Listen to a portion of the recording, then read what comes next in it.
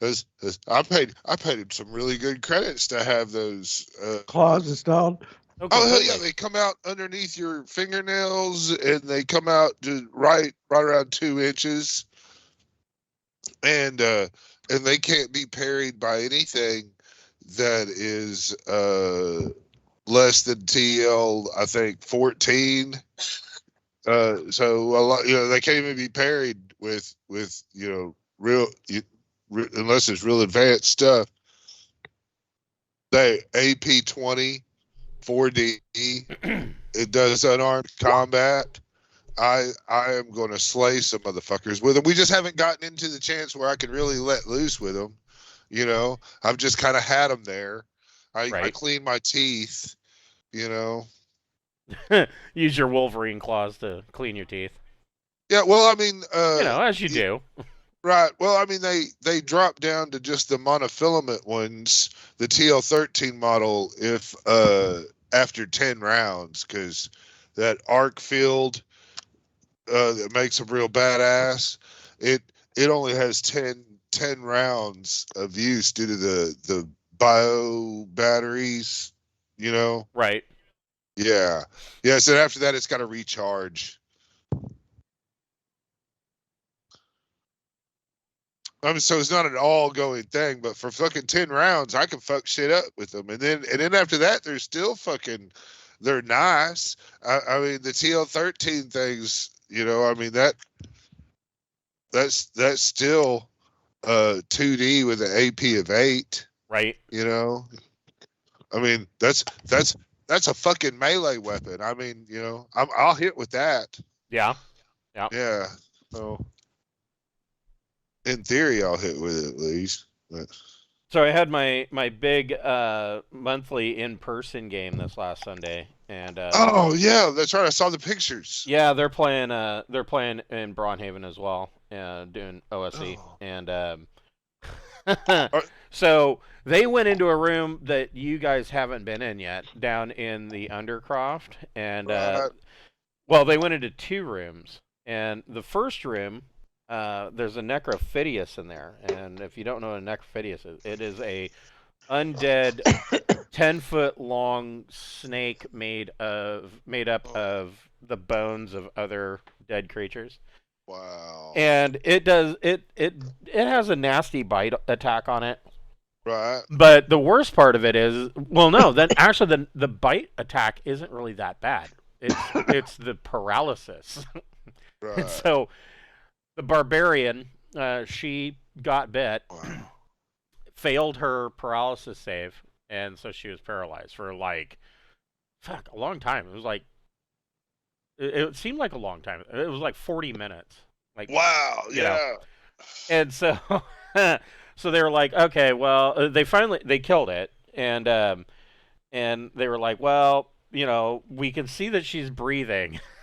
We'll just, Yeah. you know, we'll, We'll just sit here and wait. yeah, basically they were like, well, fuck it, Yeah. we need a 10-minute rest anyway, so Sure. we'll just, spike the door shut and we'll rest here. Right.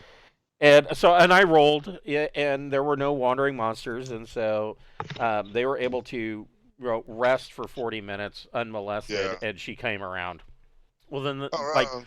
almost directly after that, well, maybe 4 or 5 rooms later, they open up the door, and there's 5 fucking ghouls All who right. On. who don't do very much damage either. They do like 1d3 damage. It's nothing.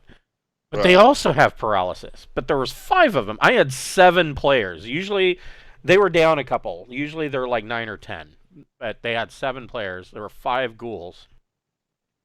And Oh wow. the Yeah. ghouls got lucky, and I'm not shitting you. They paralyzed half the party. And it wasn't no Yeah. 40 minutes.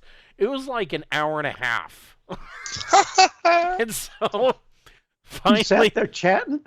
yeah, they just sat there and they got paralyzed. And luckily, the second half of the group, uh, they rallied and were able to pull their shit together and they put the ghouls down. But here again, they're like, all right, well, I guess.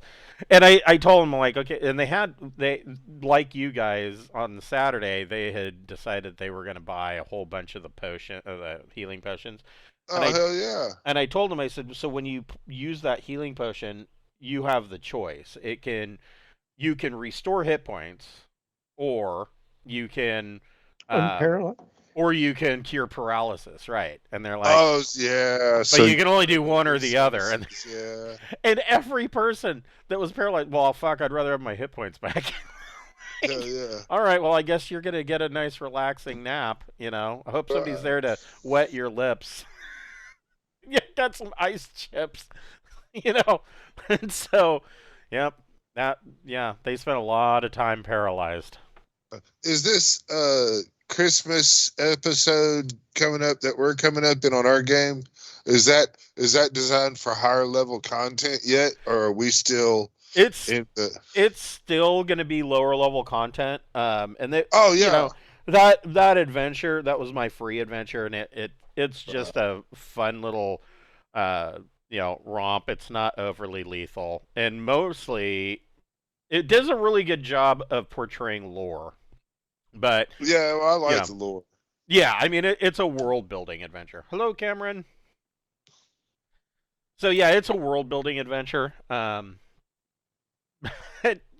So yeah, their game they spend a lot of time paralyzed, and unfortunately for them, they haven't opened any of the rooms with the big treasure yet. And so, like every session, because after you get done dividing up the XP, you know, you divide, as you guys well know, having hirelings and whatnot, or running two characters rather. You know, you divide it up by 7 to 9 people. And you get done, it's like, okay, well, you each only get like 400 XP, and that's a lot. You know, usually it's 340, something like that. And so nobody, I think we had one person finally level, and they're like, oh my god, it's been so long. Well, it hasn't. It's only been a couple of sessions, but we only play once a month, so it feels a lot. Right? Yeah, we steamrolled that fucking orc village. Yeah. Oh yeah, you guys. Yeah, that warband. Yeah, you kicked their ass. But yeah, I did finish. I finally finished my new source book, and so I am expecting that it is going to be done. I'm just doing formatting at this point. It'll be done and sent to the printers tomorrow. So. Right on. Then I just need to wait for them. That has the Temple of the Martyr in it? It will have the Abbey of the Martyr, or Abbey of the Order of the Martyr. It will have fully detailed the Dwarven city of Zlatoheim. It's got the big orc camp, which actually isn't too far from the warband camp that you beat the shit out of. And then... what else? There's a ton of stuff in there, and there's a bunch of new rules that I added. So I went through and I scoured and I cherry picked a bunch of stuff out of the old AD&D First Edition Wilderness Survival Guide, and I threw that in there. There's new equipment. There's the alternate rules for 0 hit points, which we've already been using. And I really like those because it changes your game from, death at 0 sounds great on paper, but it does at lower levels. It really turns your games into a meat grinder, like where you have to tell everybody, okay, well, you're going to need 2 characters because, because any time one hit, you'll die if you're a fucking magic user. I don't give a shit what you're talking about. Well, Alora's fucking, if she hadn't leveled yet, I know she's fragile as fuck. Well, and like my monthly game, I was joking, but it's not really that big of a joke. I told one of them, I said, look to your left and look to your right and realize that those 2 characters will die. And she goes, well, if that's the case, then everybody in this room's character is going to die. And I'm like, right. Yeah. Like exactly. Yes, that. So no, these rules kind of solve that problem, and they add a little bit of tension without being the fucking yo-yo that you see with 5th edition, where Oh, okay. You succeeded on your second death or your second death save. So, oh, you get back up at 1 hit point. No, nothing's wrong. Like, no, that's not how Man, this works at all. we take on the big shit and we fucking put our nuts on the big monster's nose often. We don't give a shit. Well, is that any different standing outside peeing on cars? Well, I mean, if your pee can make the cars stop and crash and burn where you can loot the trunk, then hell yeah. Before let me shoot a message. Shoot it. I have not seen Kevin again.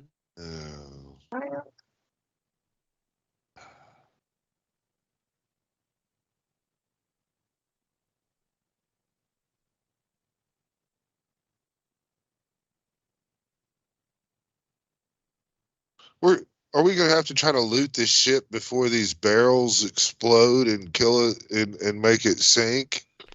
Is that what we're about to get into? Well, we will we will get into that whole situation. No, that's not really that's not really that's not really realistic to your situation, but Okay. I will explain what needs to be done. Not to worry. But welcome to the Pirates of Drinax. We are going to be picking up where we left off last week.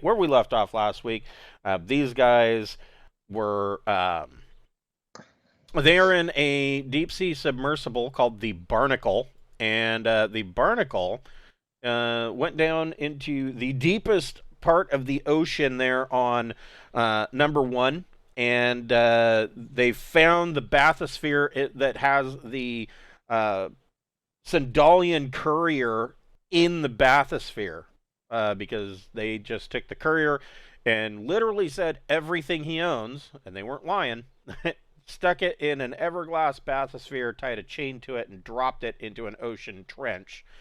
And it's been sitting there for 2,000 years. And so these guys went down and they have picked it up. They have grabbed it with the front manipulators of the deep sea submersible, the Barnacle, and they have been attempting to get it back to the surface so they can go inside and find the message globe in the interior. But as they are heading back to the surface from up above, another submarine is dropping depth charges towards them, and so they are going to have to find their way out of this situation. And of course, because the submersible is holding the bathysphere in its manipulators and it doesn't have any weapons on it, they are mildly boned. But before we get started, we would like to thank one of the friends of the Greenwater Guildhall. None of these are sponsorships or partnerships of any kind. These are just products that we really like. And tonight we'd like to thank Fable Beard Company. Fable Beard Company. Yeah, Fable Beard Company. Boy, it's good. Yeah, right? I told you it's good stuff. Yeah. So I have to buy a pipe. right? Yeah. No, I mean, everybody who's tried it is like, oh my God, this is so good. Why haven't I using this before? And I'm like, right?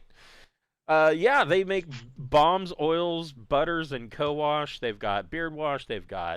I think they have deodorant still. They've got spray-on colognes. And each of their scent profiles is a different fantasy character. So right now I am wearing the Hero Beard Balm, and it smells of a light cologne. They say it smells of warm, rich amber. I don't know what amber smells like, but I mean, most ambers I've known smelled like vanilla fields, and this smells nothing like that. But anyways, yeah, if you go to their website, if you're a first-time purchaser, go to their website, fablebeardco.com, create an account, and they have a buy one, get one free option, so you can put 2 beard oils into your cart, and when checking out, use the code FIRST in all capital letters, and you will get that second beard oil for free. We have a merch store via Zazzle, and the link for that is down below in the description, and we just added 2 new items. They are little buttons, because I don't know, people love buttons. And I'm like, all right, so we'll add some buttons. And so the first button is the Greenwater pirate ship logo. And the second button is the pirate flag for tonight's game, the Pirates of Drinax. So, and they are fairly inexpensive. So go check those out. Get yourself a button.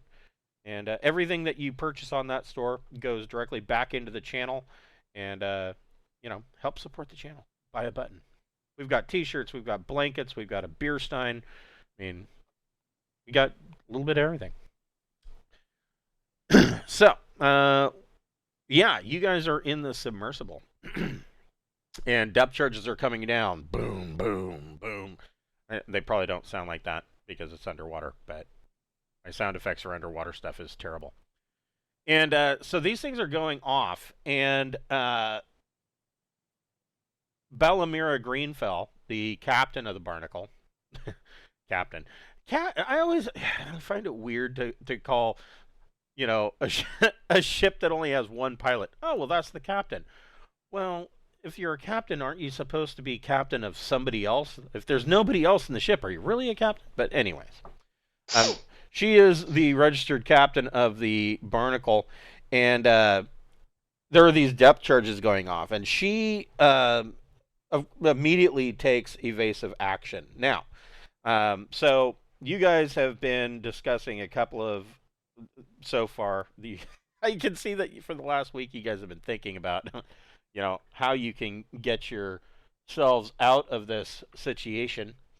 And so no, you're not going to be able to swim over, you're not going to be able to use your razor claws to board the enemy submersible, because you would have to be able to swim to catch up to it, and it doesn't matter what you got, that's just not going to happen. And so that's an issue. The Barnacle is using its two manipulators on the front, and so this is kind of what the front of this thing looks like here. And so there are manipulator arms that come out of the front of these two posts in the front, and it's holding this bathysphere. And you have to figure this bathysphere. So this thing has a crew of one and can carry 6 passengers. It isn't very big, and it is holding a Everglass bathysphere that is partially filled with water. And in addition to the water, it's holding a Scout class courier ship, like a 100-ton ship. And so this little submarine is probably at its max. I mean, so and now she's trying to do evasive maneuvers, and so are we like, if they dropped the ship, how it wouldn't sink to the bottom anymore, right? Like, how far inland are we? Oh yeah, it would, and if shit, so? it will drop so far that you will not be able to get it, and okay, that would be problematic. I was thinking maybe if we get shallow enough, we can drop it. What is our current depth? That is a good Real question. deep. Yeah, really, really deep. So that doesn't really. I mean, that is an extremely subjective term. Yeah, it says. Let's see here.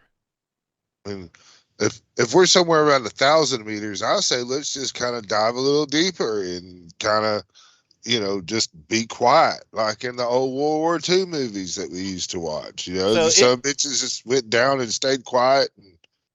It doesn't really. That's interesting. It doesn't say how deep it is, but keep in mind that you actually went in. Not only did you go down, and actually. Well, it must be less than 3,000 meters.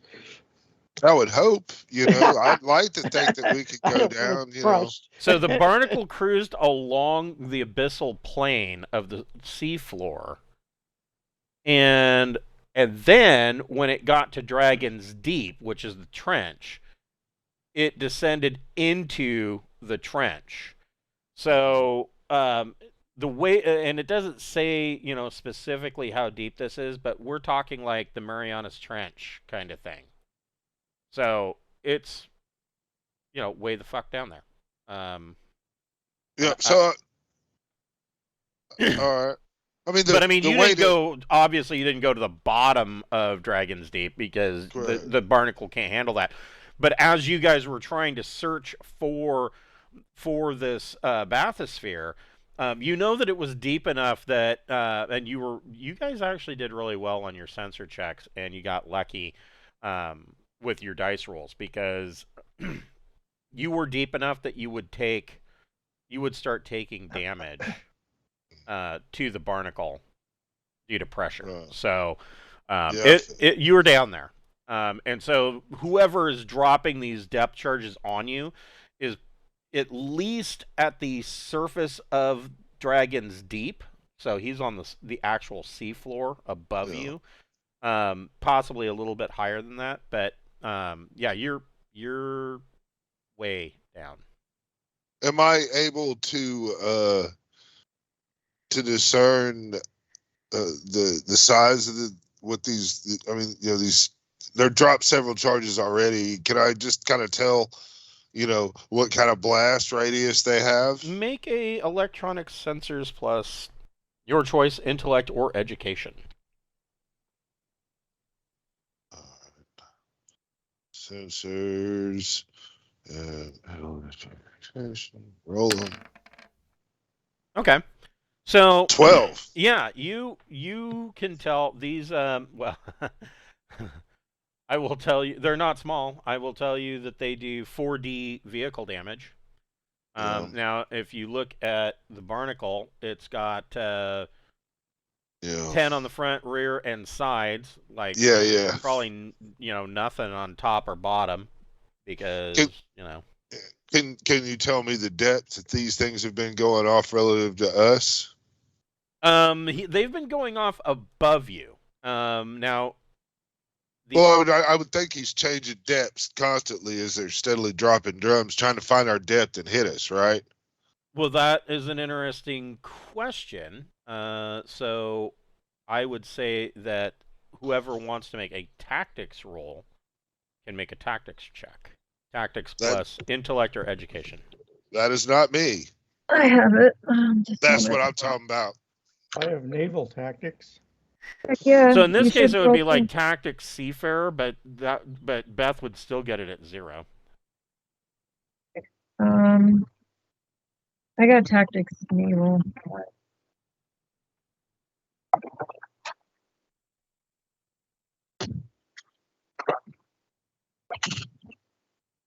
I have a D4 in there.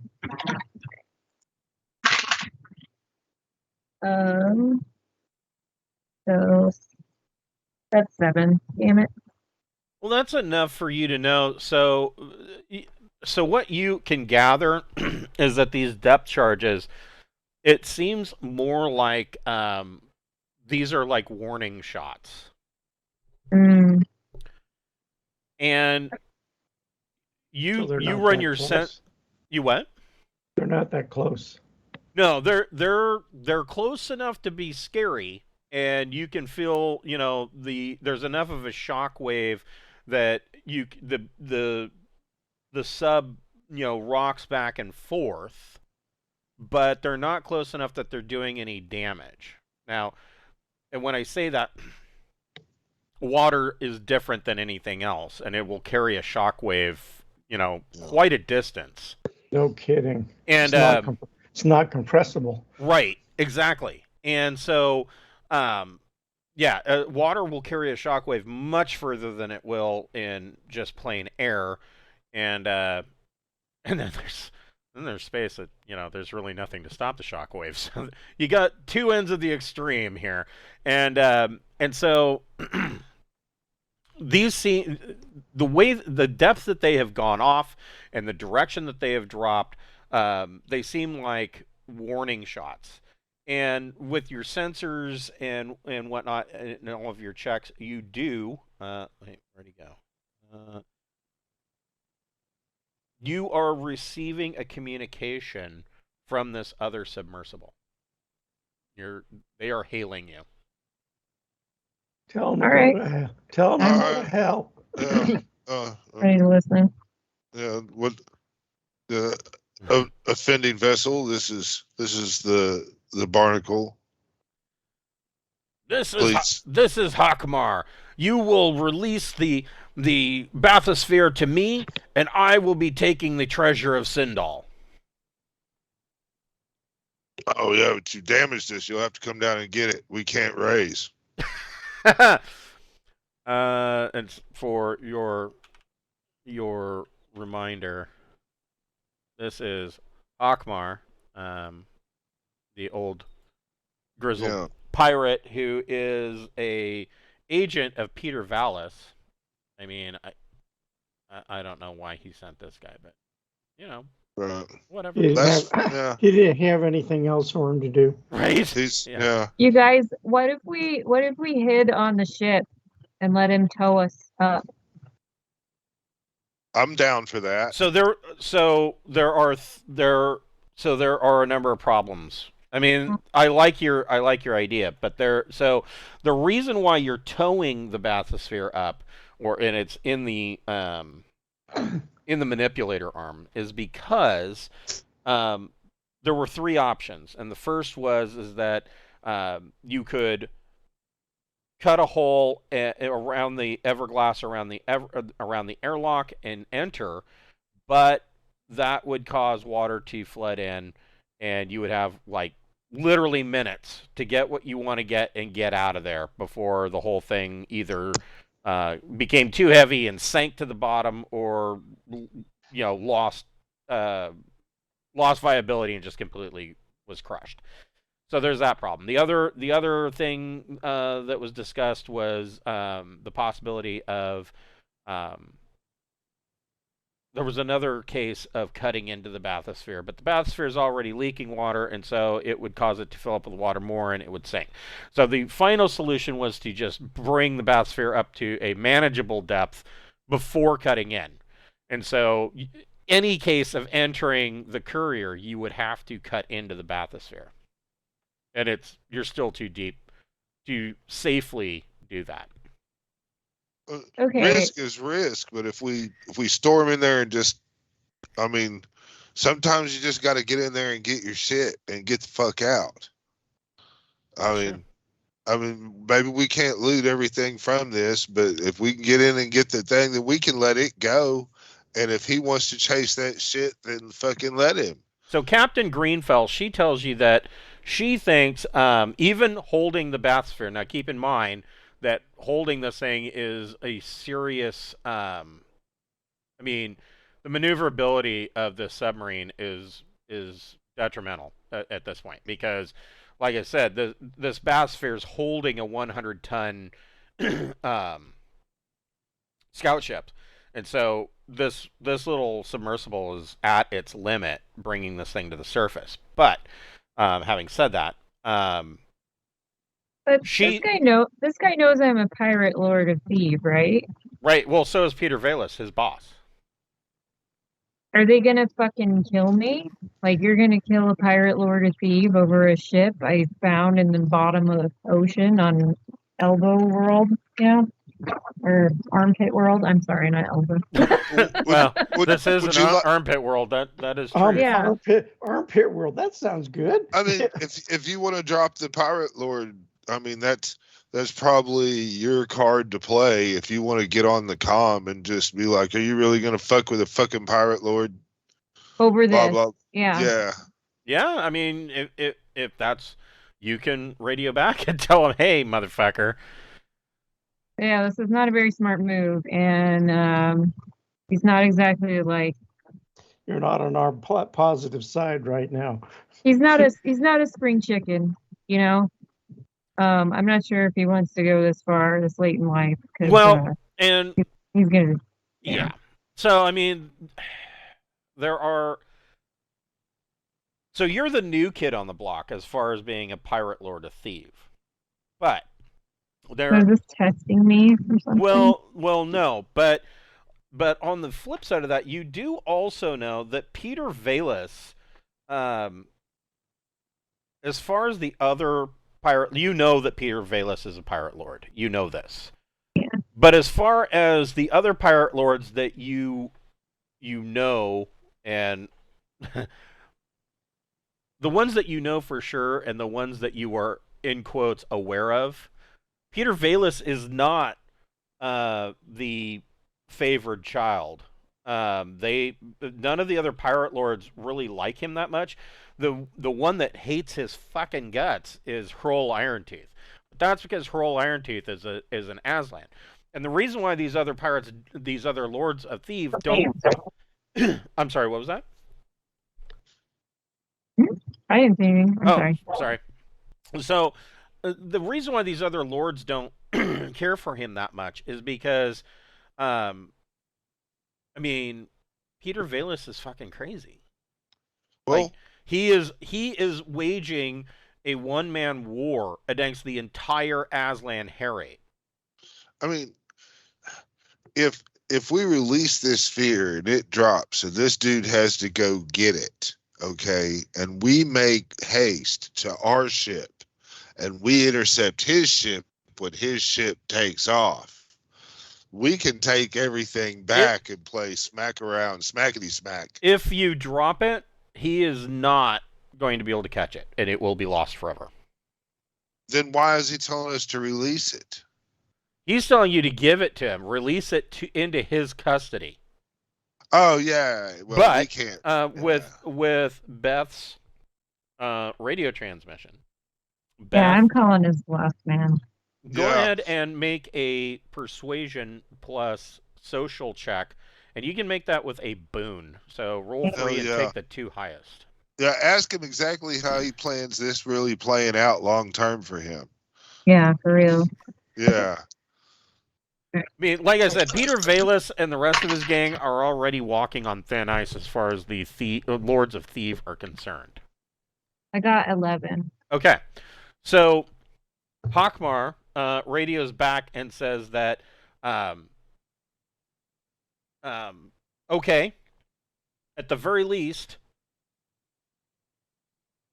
Vallis and our gang wants in on a share of the treasure of Sindal. This can get discussed later. Like, what the fuck? I'm a little bit busy. Also, why? Like, what have they done for me? They lobbed death charges at me. Well, everybody assumes that the treasure of Sindal is this big cache of money. And we know we know it might not be. Yeah, we don't even know what it is or if it's splittable. Right. Like, we might not be able to give a share. There might not be anything. Yeah, that's true. It might have been stolen a long time ago. So it's a wild goose chase. We have no idea. So I even if I wanted to, I couldn't promise them anything. At the very least, that would require a sit-down meeting. As the old adage has said, you have to bring some ass to get some. Is that what that old adage is? Yes. I've never heard that one. That's an old pirate expression. Yeah. Man, I was a DJ at a strip club, and I haven't heard that one. I thought. Well, there you go. So, welcome to Drinax, bitch. Yeah. The most I ever heard was, I'm thinking Arby's. But beyond that... Oh, God. Oh, shit. What was that? Where's the beef? Right. Yes. Oh, man. So, Cameron, you're going to love this. So, every once in a while, I see something on Twitter that makes me just pee my pants laughing. And this one was, what did it say? Oh, so there was this minor piss ass news site that had posted this article, and the headline of the article was that a toddler has shot somebody with a firearm every week for the past 5 years in the United States. And that's all it said. And then, of course, there's the article, which nobody read. But just the headline was great. And somebody, without reading the article, somebody commented, "My God, why doesn't somebody stop this kid?"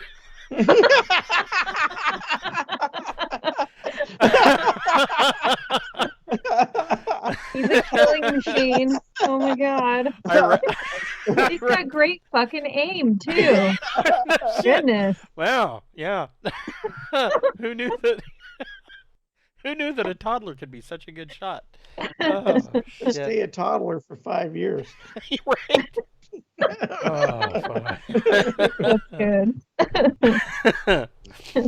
So, well, I mean, will he at least, agree to dock with us out in space where we can parlay? Let us grab this shit, and then we'll have a discussion. So make another persuasion plus soc check. Do you want to do this one, Ting, since it was your idea, or you want me to? Oh man, you're the captain, man. Okay. I can tell you what my thing would be, or you can just roll with it. I don't give a shit. We My have 9. Okay. Yeah, So we can do a chain if you want, because I got +3 to the roll. I think did I succeed yeah, or not? nine succeeds. So Well, Okay, then cool. I should just shut the fuck up, shouldn't I? Hockmar Yes, agrees. yes, Ting. Hockmar agrees and goes one step further. He says that he will assist because this bathysphere is huge. Hockmar will assist using his manipulator to grab to assist in grabbing the bathysphere, and both submarines can push it to the surface and get it to dock. Oh, I'm fine with that. I really just can't wait to get my hands on this motherfucker. Okay, so I just Yeah, that's he's how pissing me off and stuff, but at the same time, if you were like the least favored lord, you might be a little desperate too, and we're new, well, and not so only there's that, the but I mean, possibility to make an alliance of some sort. Do I You Even gotta though figure- unless it's Do I too use crazy. my brass knuckles, Captain, or my garrote? right. Or we could just agree to a share. Be like, yeah, man, you can get a share. and then A just fuck him share over. and just Share be of like, whatever we find. kill this dude and take his ship, and be like, that's our share, and be like, fuck yeah. So you also Excellent, have to figure swine. Hockmar is Yeah. not. He is not the captain. He is basically the first mate of, or the quartermaster of Petyr Vallis's gang, and so he's following orders just like anybody else. They're just going. They're just going after what they think may be a big payout. Yeah. He Yeah, needs I money hope it is He at this needs funny point. money for his war. Right, but you approach before you lay down charges. You don't do it after. True. That was pretty Yeah. rude. But he did them in like a warning shot style. He wasn't like, I don't think he was trying to. From the tactics roll, he wasn't going to kill us, really. Who He was knows? just He's trying to just maybe scare a us. bad aim. And since yeah. we're new, they don't really know what we're made of yet. What if we got made pirate lord out of an error, and we're like really wussy and weak, and they can just bully us into taking whatever they want. Like, I can see why he's trying to do it. Good move on your part, Captain Beth. Thank Show you. that motherfucker.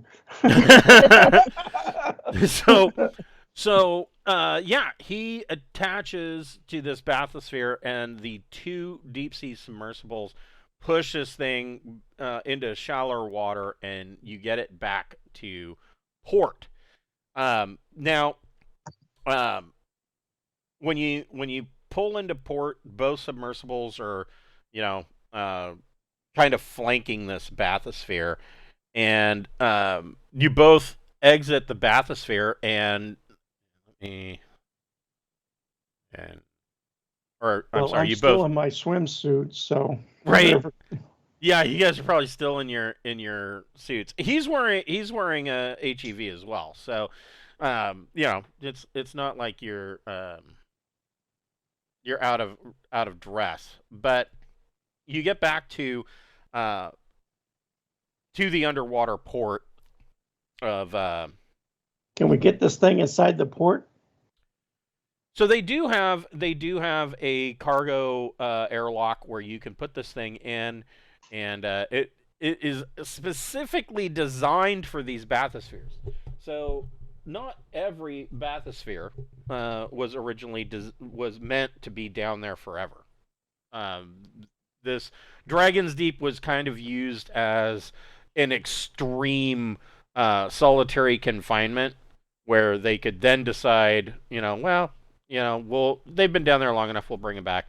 Other times they said, screw that guy, and they just cut the cable and let the pressure crush him.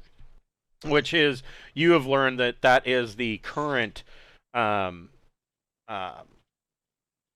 the current penalty for known pirates. And so there is an airlock to put these bathyspheres in, and you guys exit exit your submersible, and you are in this kind of waiting area as you're waiting for this airlock to drain before you can get to it. And out of the other side of this airlock, Hockmar steps out, and he's armed. He has a pistol. It looks like it's probably a Gauss pistol. But is he allowed to have that? Not supposed to. But he doesn't have it. He has it in a holster. He's not. He hasn't drawn the pistol. He comes out, and he looks at you guys, and he's got his he's not hands up. Oh my God, he's just got his hands up, showing you that he's not armed. And he says, "I'm here to honor our agreement." How many other people are around? Are there cameras, anything like that? There are dock workers and stuff. Nobody seems to be paying any attention to the fact that Hockmar is armed. Now, you know that Hockmar, when you arrived, Hockmar had kind of weaseled his way in to the warden's good graces. She's 8 years old and likes to hear stories of pirates. All right, I've got an idea. Let's try to lure this Hockmar onto the ship and kill him, and then loot the ship, and then take the ship and drop it down back into the crevice and let it sink and crush at the bottom. Be done with it. So he just tells you, he says, "I'm just here to hold up my end of the deal. We agreed to discuss this. Let's see what's inside, and all Captain Vallis wants is his share, is a share of whatever the treasure is. That's all he wants." In exchange for what? And Hockmar kind of shrugs his shoulders. He says, "Well, I could have left you as crumpled wreckage at the bottom of Dragon's Deep. We came to this agreement." He says, "But, Captain Vallis has 6 ships in orbit." We have what, 20? Well, you guys have got your own. And the rest of your ships, remember, the rest of your ships are mostly preoccupied over in Tech World. Yeah, that's true. So the not murdering the tax seems a little unfair. I don't think I have a whole lot of problem with him seeing us take a message globe or whatever it's called. Yeah, it's not like he can open it. He can't get a share of that. Yeah, let him read other shit. I don't care. We're looking for a message globe. And we can let him search the ship for the rest of the stuff. And if one of you just has the overwhelming urge to murder him, that's okay. Follow your heart, and we'll back you up. Let's go in and we'll find this out, my friend. Yeah, let's do it. Hold on here.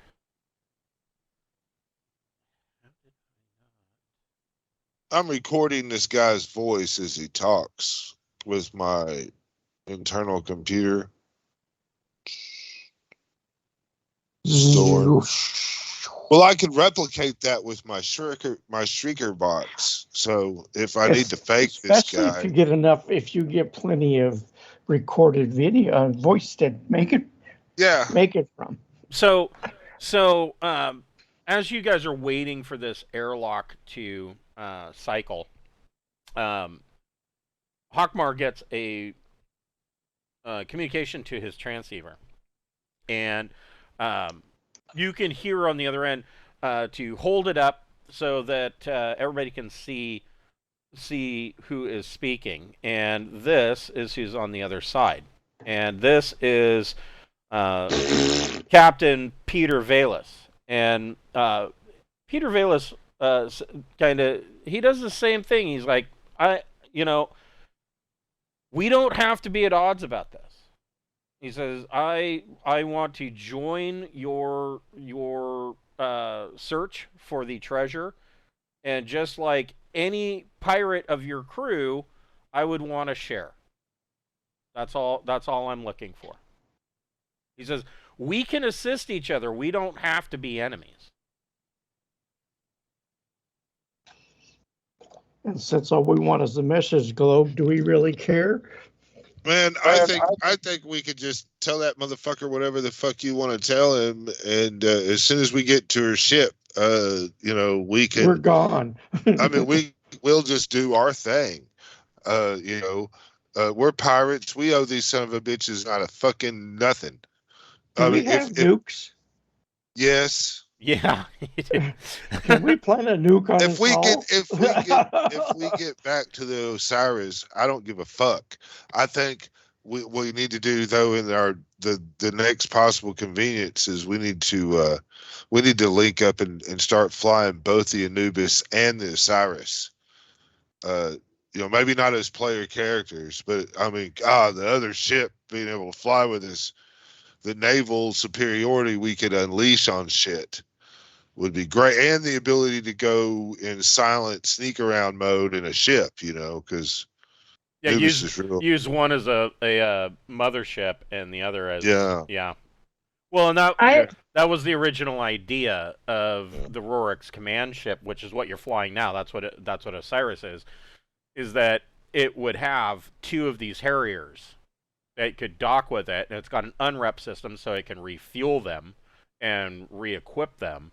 And then they can go out and just cause all kinds of shit in a star system, or make a 2 parsec jump away or 1 parsec jump away and turn around and come back. I mean, it's a pretty gnarly setup. I can't guarantee a share because I don't know if there's a treasure at all or if it's actually shareable. Petyr Vallis, so that's the main problem. He says, understandable. He says, I am not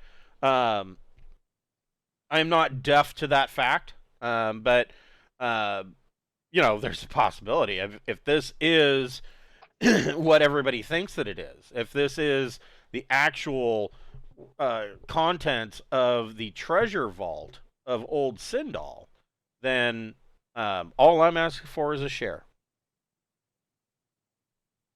You guys keep the rest of it. I just want 1 share. So, I'm trying to think about the nature of the mission. Can he actually contribute, or is this just a liability? I don't know. We get the message globes. If we align with this guy and we sync up with this guy, the word's going to get back, and we're going to fucking fuck up. We're going to fuck up your relationship with Oral. I mean, that's how that. I mean, that's an either or. Yeah, and so I mean, I would, if me as Ting would say, let's say whatever we got to say to get back in our ship, and as soon as that we are able to, we put some serious hate down on him and show him exactly what the fuck, I mean, do we know if he's got his Corvette here? I don't know. You don't know? I mean, if he's got a bunch of fucking far traders and shit or whatever, man, whatever. Let's size them motherfuckers up. It is safe to bet that he's on the radio and in orbit, he is probably here aboard Lion's Bane, which is a Corsair. Okay, I'm trying to think of what I could actually give him to do. If I wanted to pretend that I was going to go along with this, what could I tell him to do, stand by, let's get on the ship and see what's on it first. So here's what Petyr Vallis suggests. He says, I propose you go in, you collect, hopefully, the sphere, because he knows about the message spheres. And he said the reason that he knows about the message spheres, and you guys are already aware of this, is because Professor Belzoni can't keep his mouth shut. Oh yeah, that's and right. so he's aware that these things exist. He had no way of opening them until you guys came on the scene. Now it's like, well, shit. So you guys are needed. Again, I say, yeah, agree to whatever, or share whatever. And as soon as that we get in space and it becomes as soon as it comes time, we unleash a motherfucking hate on him that he's never even thought possible. He proposes that. What's his ship like? The Corsair. Yeah. We're gonna check it out real soon. Let's just ditch him, because like, how fucking stupid are you to like be like, I'm gonna threaten your life unless you let me find the treasure with you. You're gonna go, okay, and then you're gonna run away, because duh. What did he expect? Yeah. That's fucking stupid. We could probably get away. Aren't we supposed to get permission before we blow his ass out of space? I don't know, but we've got a very fast ship with very long range weapons. If we just go a different way than we say we're going to, it's gonna be not easy for him to figure out where we're going. We can manipulate and twist any transmission of anything that we do on what we get when we open the orb. I mean, there's all kinds of ways we can be deceitful. We could tell him an orb is somewhere where it's not. They just get him out of our hair. Well, we can get the orb. We don't have to decrypt it right there. Yeah, if he demands take it that back he gets to our ship before we decrypt it. Yeah, that's what we're going to do. And if he demands a lieutenant or something being there, we're going to be in space when we decrypt it, and we will kill any lieutenant or anybody he has in jump space. Vacuum. Don't we have troops in barracks? I don't know. Yeah, we do. Hold on. I will tell you what his proposal is. You might change your mind, but to tell you what the Corsair looks like, I'm working on that. I'll be AFK just a second. Okay, yeah, because I forgot and didn't know that this would come up.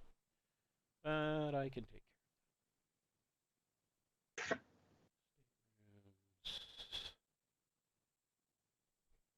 I mean, I kind of like to know what his ship's like before we started running and gunning.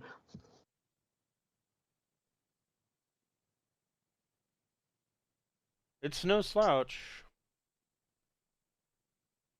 I mean, if he's got a one-man war, he's got to have a warship. And indeed he does.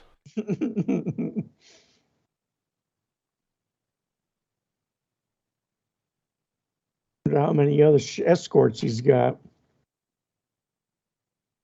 His eyes look funny. What you doing there, Beth? What you doing with your hands there? I'm needle felting a critter, I think. Yeah. Oh. Yeah, it's from a video game. This is the head of it, but yeah, it's fun. So you just poke it over and over again and to make it the shape that you want. There we go.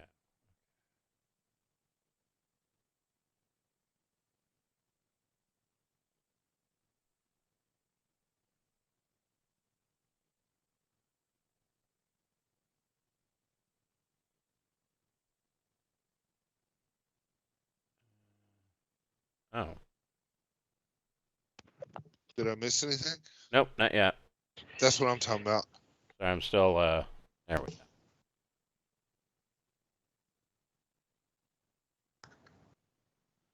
Okay.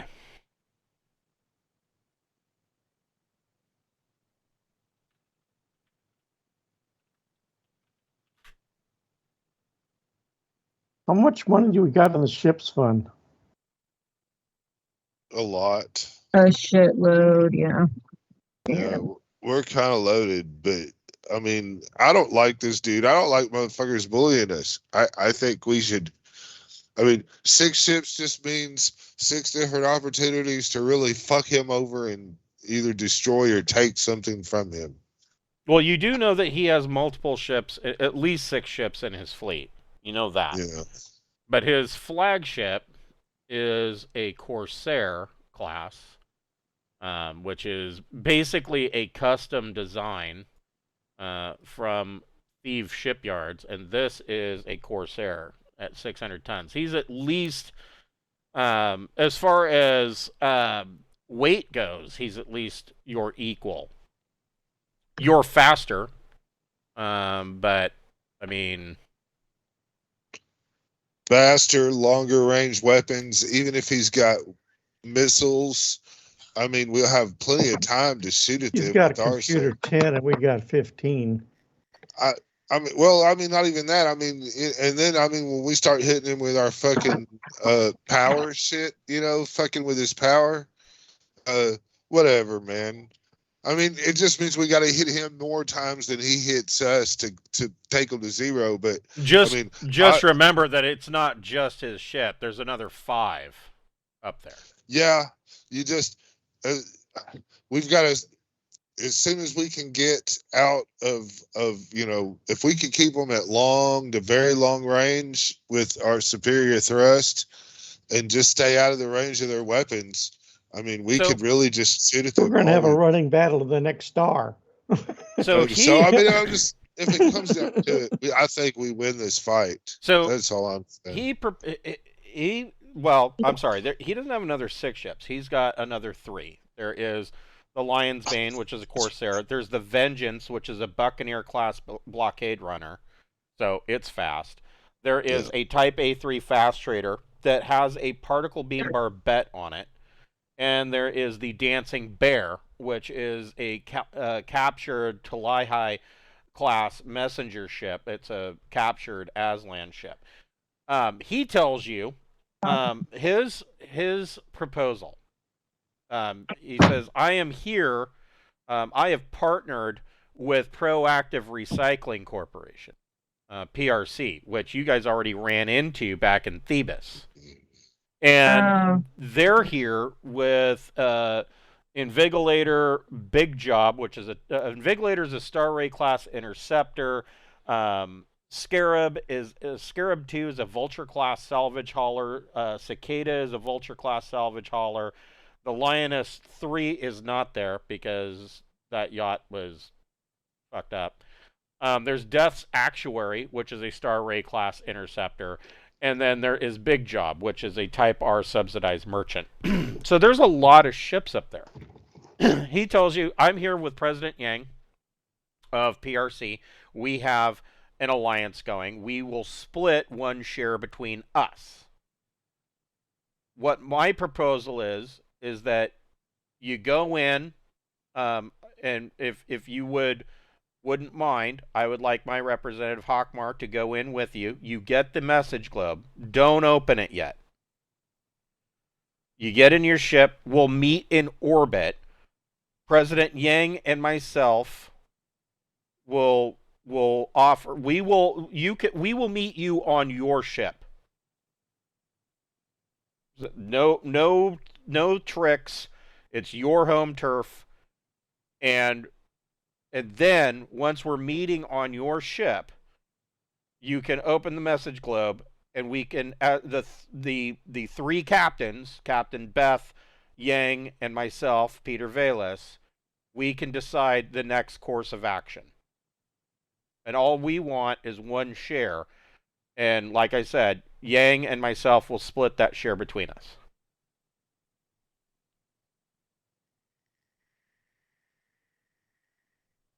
I feel like I'm taking crazy pills. They aren't listening to me about the. I don't know what the fuck is over there. Like, what if it's something stupid that we don't value anymore? You know, it could be anything. Right. They're betting that it's not that. It's just going to be another place to aim a plasma beam. As I said, yes. Let's get in space and see how we are in space. Is my advice. I'm thinking more. He does need money And I have a feeling that We could just buy him off. maybe we can, okay. Yeah, we might be able to pay him to fuck off. That's something we might be able to do. Because that could be guaranteed money on the table, and you leave me alone. That's one option we could go over. Another is like a provisional, if it is money, sure, here you go, if you help us, kind of thing. Because I have no idea if it's actually money or if it's shareable. So, yeah. Right. So let's put those options up. Let's get the globe and go up there. Okay. So you go into the airlock cycles.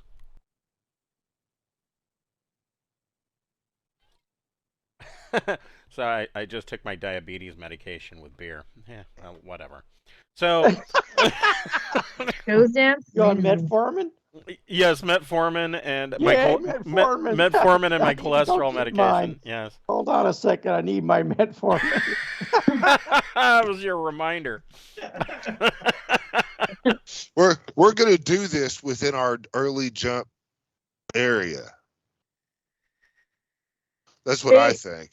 I So mean, they can't get the codes, like, even if they murder us. So it's like, yeah. We'll figure out a way to help him. This guy must be desperate, truly. yeah.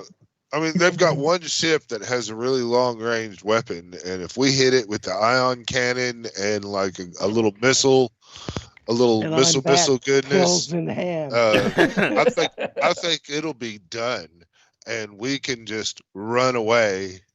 Well, between them, they have 3 particle beams between Petyr Vallis's gang and PRC. They've got between their ships, all those ships, they've got 3 particle beam barbettes. So, well, so you I mean, go, I'm just so the airlock cycles, you go in and some technicians there on the dock help out, and they cut through the Everglass, and you go into this tiny courier ship, which you've been in these. It's just it's almost identical to a Suleiman class scout ship, and you go in, and once again, you actually find the pilot or what's left of him. Sitting in one of the crew cabins, laying on the bed, dead, obviously, for 2,000 years. And sitting on the desk in this crew cabin is the message orb. Are there any other, like, codes on anything else in here? Like there was one other time? There were coordinates or something written somewhere. Well, you wouldn't know not in the ship, but you wouldn't know what's in the message globe until you open it. So I mean, if you're waiting until you get up to your ship and everybody, can meet around the table, and if that's what you're cool with. I would really love to everybody be sitting at the table with us. We will rendezvous we will give you the coordinates. We'll rendezvous, and we'll do it within our early jump zone. And when them motherfuckers get on our ship, we will kill them and jump. That's the pirate way. Oh, hell, put them in a vac suit. Just put them in a vac suit and airlock them. I have been wanting to test out these fucking razor claws forever. Oh, man. Yeah. I want to hit. I want to hit Captain Dude or the President. I don't give a shit. So Hockmar, he's really interested. He's hands off, but he's looking over and he's like, oh, so that's what a message globe looks like. I've heard of these things. I've never seen one. It's a lot smaller than I thought it would be. Yeah. I'm gonna tell him, don't you dare tell a story about this to the fucking 8-year-old. Okay, like shut up. Yeah, we really think you should stay with us anyway, Dolomar. When you say that, he goes, "Oh yeah, that little shit." God. Yeah. But Because I'm so glad to be out of that throne room. I feel you. You're gonna come with us for the rest of this, right? Well, no, One of us, he has a Google ship God. down here. He has a ship down here as well.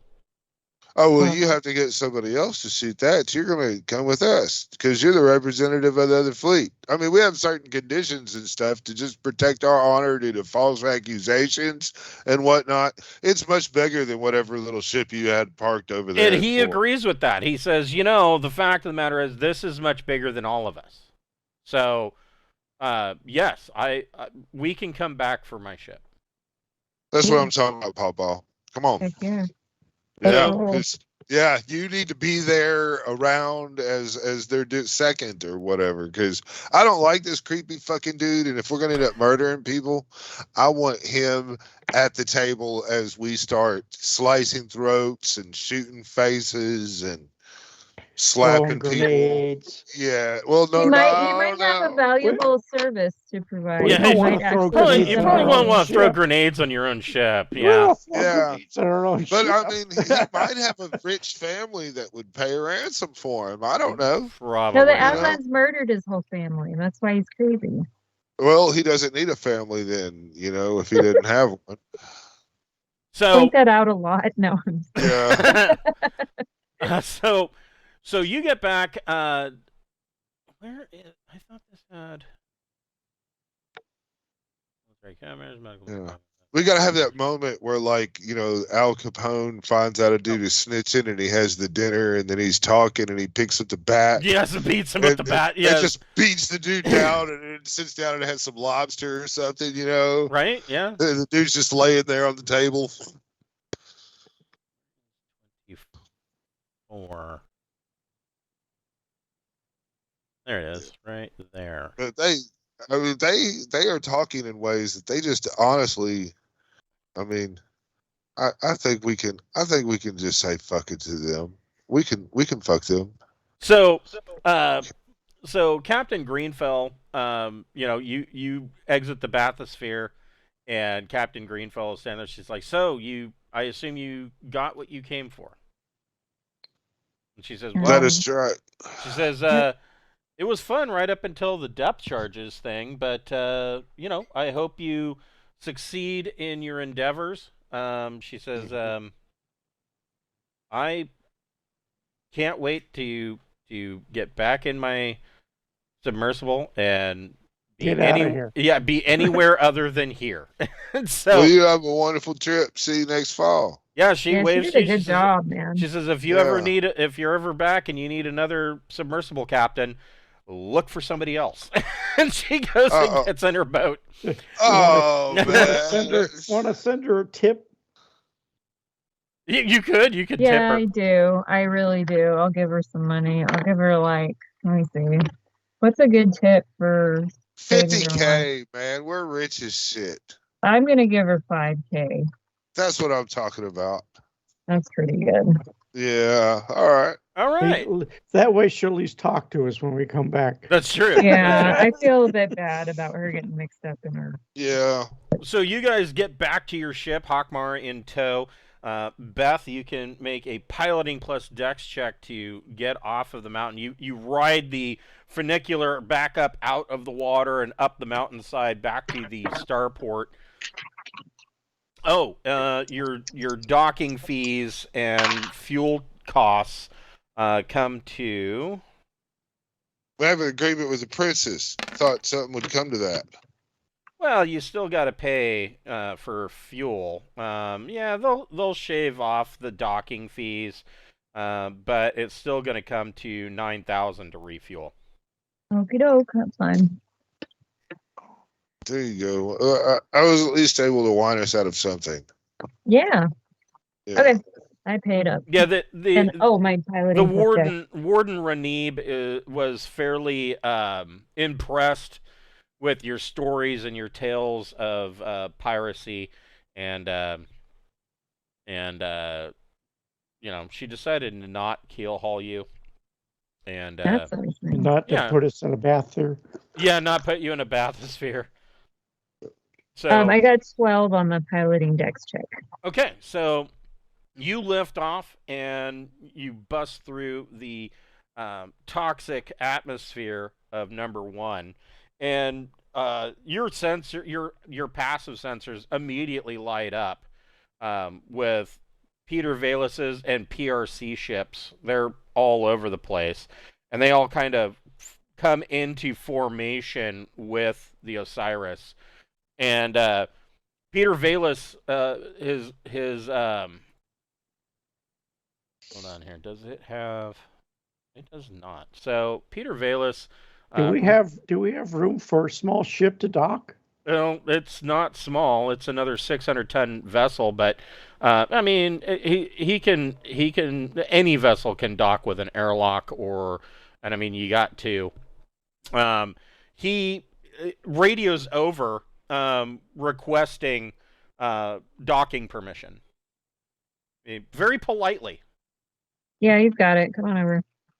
And I'll get the honor guard out. Now, about 16 soldiers. Now, I am assuming that Rexar is probably not aboard. If he is, he's in his kitty cat room. we put a cat tree in a stateroom just for Rexar.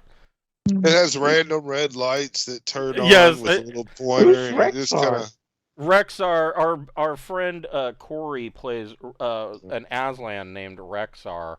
That his grandfather died, and so he has been in real life. His grandfather died, and so he has been taking some time to,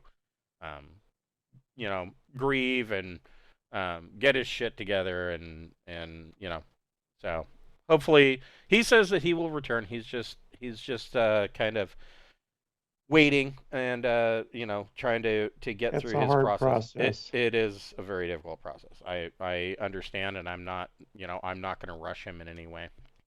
He's like the youngest player in the group too, isn't he? I would think so. Yeah. Yeah. So it's harder when you're younger to deal with that stuff. Yeah, when you get old like me, you just don't give a shit where you're like, yeah. I don't know. You've had enough practice grieving. You're like, right? okay. Yes. Yeah. We just want to get so we're within our early jump range is what we want to do. So yeah, so Petyr Vallis is radioing, and it actually is a bit of a shock to you guys because he's actually using naval protocol in requesting docking with your ship. Rather than just, assuming and going in, he's radioing and requesting docking. And President Yang from PRC is making the same request. Are they got to come together or separate? They will come separately, so there will be one on each side, here and here. And how many troops do we have in the barracks? Well, you have enough. I mean, from what I understood, when you guys hired troops, you hired a full complement of Marines, I thought. Yeah, that's my recollection. And then we also picked up you've got 12 Marines on board. Okay. I'm sorry, 12 people acting as Marines, I think is the more correct.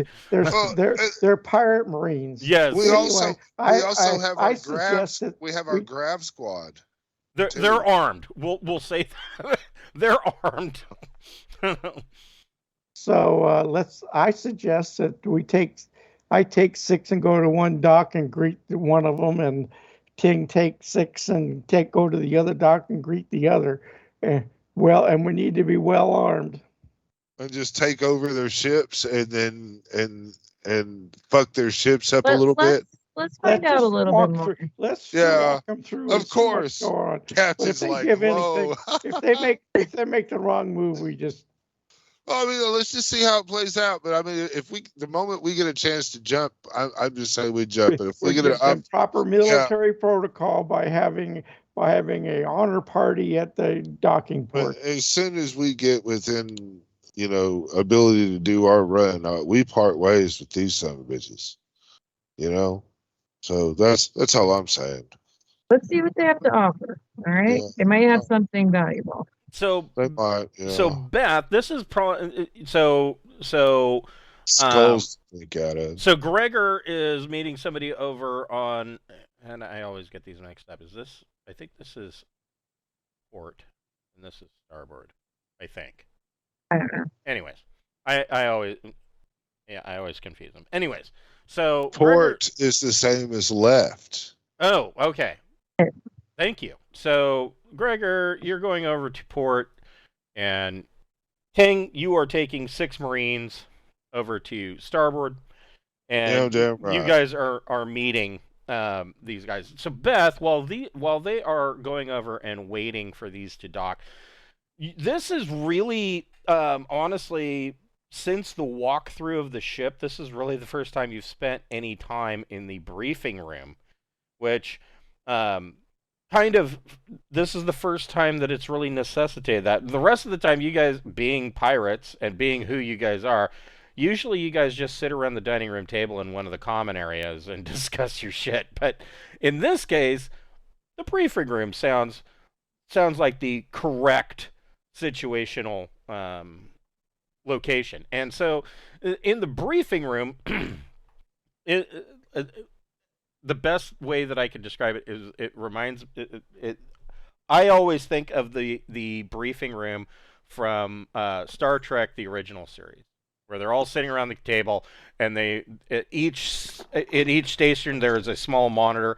In this case, there's probably some place for you to set a computer tablet or whatever that plugs into the main computer, and being Sindalian, there's a holographic display in the middle of the table. This is a pretty fancy briefing room. And this, like I said, this is the first time you've been in here. The first time you've spent any real time in here. And so Gregor, over on the starboard side, the airlock opens, and it is Petyr Vallis. And you can see through the airlock on the other side. He's got a couple of Marines that are staying there, but they're staying on his ship, and they seem really nervous that he's walking over on his own. But he walks with the confidence of somebody who is a pirate lord of Thief. He is walking onto another pirate lord ship. He doesn't think that he wouldn't expect himself to be in danger, because you're both, the top of the pile of shit. You know what I mean? And meanwhile, Ting, on the other side, you see your airlock opens. And hold on here. Of course not. I swear to God, sometimes, mostly the past couple of weeks,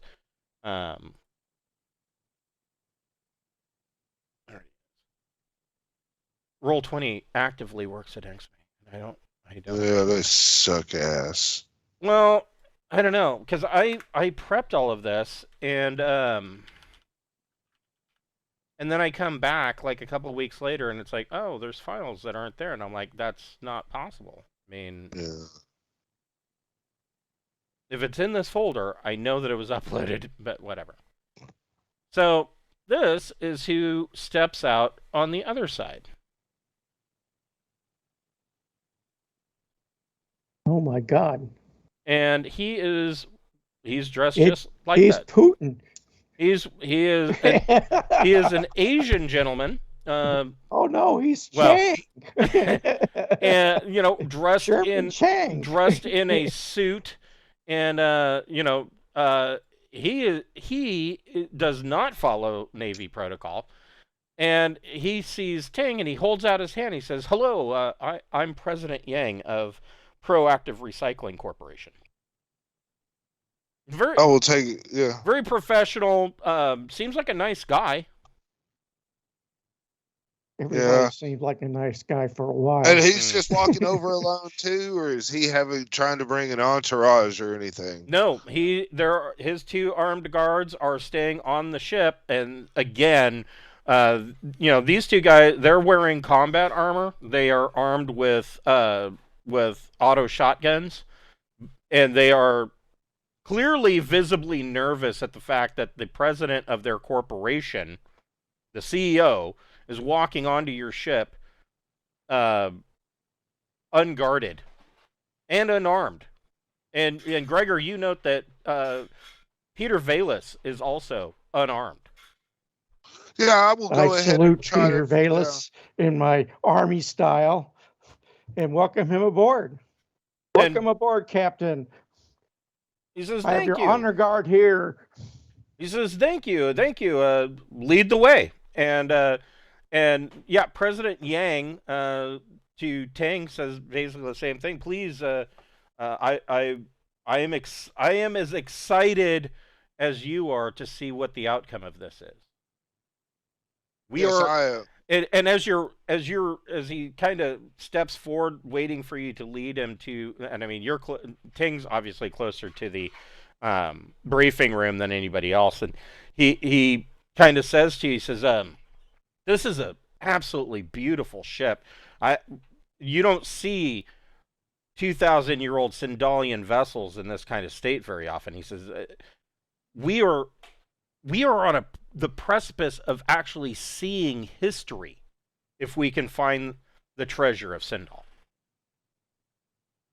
Yeah, it will be historic, President Yang. I am Ting Hansen, Star Dragon Knight of Jagersil and representative of the Dragon's Navy, and I will formally greet him if I need to use my steward or what ship or whatever to be formal about it. No, like he is perfectly fine. You don't need to go any further than that. He says, "Oh, a Star Dragon Knight. I am honored to be in your presence. It's not usual that you meet nobility out here." Well, nothing is ever unusual with us. Everything is normal when you ride the wave correctly, Mr. President. So you guys all meet in. So here's a question, Beth. Are you bringing the other three message? Two questions. Are you bringing the other three message spheres with you, and are you bringing Professor Hout Belzoni with you? Professor, absolutely not. I thought some of the where did we open the first message globe? Didn't we open it at Drinax? Yes. The we first left message globe was the one that he brought with him. Oh, okay, yeah. I thought we opened one at Drinax. I thought that'd stay in like the Scholar Tower or something. I didn't realize no. You have that with you. Yeah, you have that with you. And then you have found two others, and this will be the fourth one. Yeah, I'm not taking those with me to meet with those guys. I'm just bringing the one. Okay. That I haven't opened before. And you're leaving the professor in his quarters? Yes, under military guard. Okay. So you Marines. You're actually we've had a steward bringing him hallucinogenic and alcohol yes. for the last 3 hours. Just keep feeding him Mirage liquor. He'll be fine. So you guys meet up in the briefing room, and the honor guard of Marines they don't know what to do, so they just stand outside the room waiting for something to happen, possibly. And we can wave them off. I have two post guard by the door into the room, and the rest are waved off. Okay. Yeah. So send them around the airlock areas and all that. Yeah. So there's two on each side here. Yeah. And so Ting and Gregor and President Yang and Petyr Vallis walk into the briefing room, and so Beth, you plug in the ducal codes. Are you going to say anything to these guys before you open it, or are you just going to do it? I'm going to tell Petyr Vallis that he seems pretty desperate. These death charges to get my attention. He says, "Well, did it work?" And Hockmar's there, and Hockmar's like, "Yeah, maybe that wasn't maybe that wasn't the best solution. And Petyr Vallis just kind of he gives like a half grin, and he goes, "Well, did it work in getting your attention?" So if the result is all that matters, that's just how we should proceed? Or will there be some type of standard of morality that we try to keep between us? He laughs. President Yang. He laughs. He laughs. President Yang has a look on his face like he is extremely uncomfortable about this whole conversation. And Petyr Vallis is laughing, and he goes, "Man, we are pirates. Well, we do. I prefer the term privateer. We do what pirates do. We go out and we get the shit." It's like, so I just wondered if he was if this was because his war wasn't going very well. He needed money for that. He says money always helps. More ships always help. He makes no pretentious idea about how well his battle. He knows that he's not going to beat the whole entire Aslan Herate, but if he can give them a bloody nose and a black eye, that's all he's looking for. Well, I'm just trying to talk to the captain here, like preliminary thing. If we know who these guys are and how he was doing, what do you think about offering to sell this guy some information on the hire? I mean, because we've been all through there having a good time. We have all kinds of scan data and information about shit that's going on all the way through there. That's especially true. With shenanigans, little eavesdropping tidbit of shit going on. I mean, would he be interested? Yeah. Because all he wants to do is go back and fight cats. Well, I mean, if that's truly his enemy is trying to get stuff, I mean, man, we might be able to get like 1 million credits for that. I mean, maybe. I don't give a fuck if he goes over there and kills people that we're not ever going to go see again. I mean, what the hell has that got to do with us? Yeah. That's a thought. Yeah. I mean, okay. I wonder what's on this message globe. I do want to open it. Let's do it. All right. So you pop in the ducal codes, and this particular message globe, was meant to go to Yggdrasil. Yggdrasil was another regional capital of the Sindalian Empire. So you have to realize the Sindalian Empire it was a lot like Rome. It was so large and spread out. The Trojan Reach is so spread out that they had to have regional dukes to maintain power. And Yggdrasil was the site of one of those. Of course, Drinax was another one. But Yggdrasil was a regional capital. And so you open this, and once again, and it, just for shits and giggles,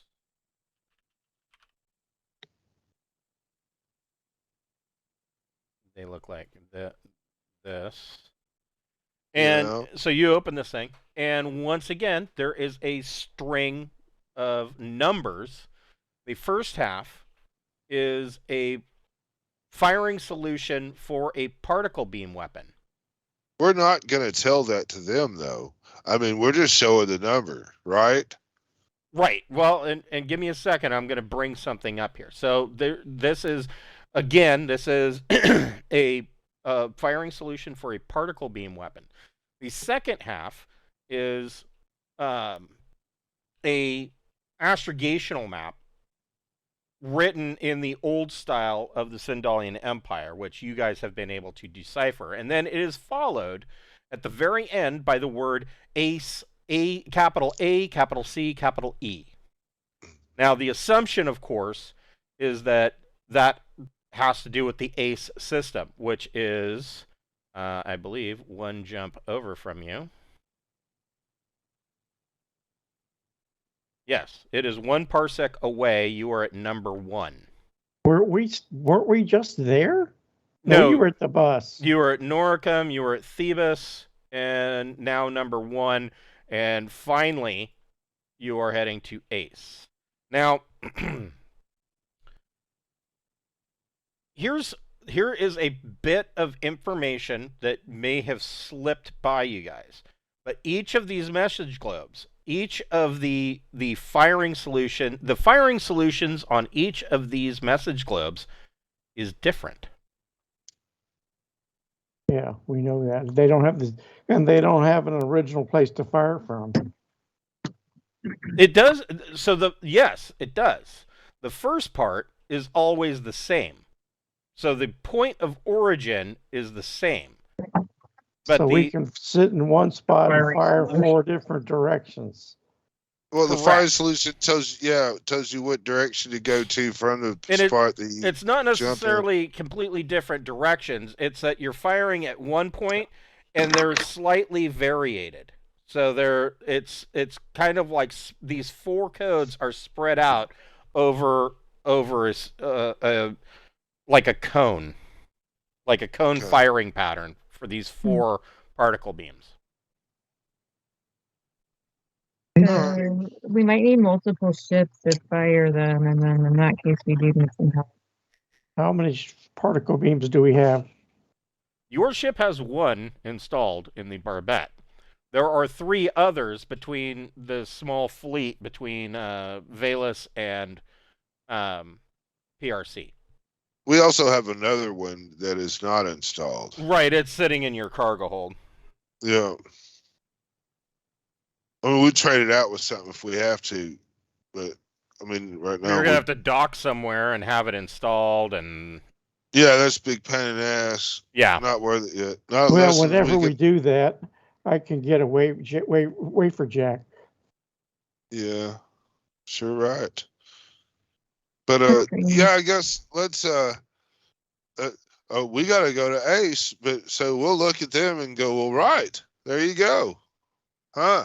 So yeah, so Yang Yang is the first to say the obvious.